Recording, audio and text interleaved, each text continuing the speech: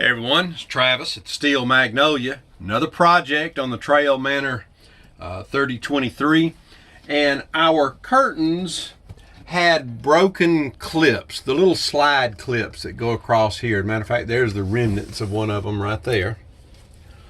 You can see where that broke. So this was originally a tape that had these attached to it that was sewn in by the factory when they make the curtains.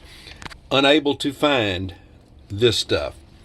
So what we have done, I ordered some of these, and I'll post a link for this below.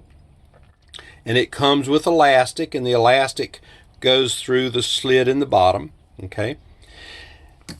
And basically, it has sewn on, and I have sewn it just a little bit higher than what the original one would have been, and the elastic gives a little stretch.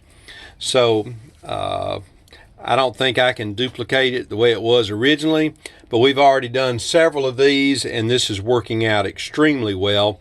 But I wanted to show it to you. And if you're looking up here, this one has already been, just about everything up here was replaced. All these were torn up, okay? So this seems to be working pretty good, and it's easy to do. One thing about sewing it, if you're having to sew through the original plastic, you want to take some 100% silicone spray and spray on the plastic, and also spray your needle before you start sewing that tab on, and that'll keep you from breaking your thread.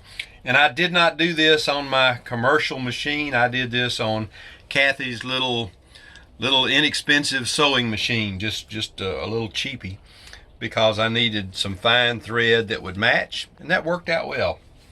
Hope this is beneficial for you. This is Travis, sewing up something new at Steel Magnolia.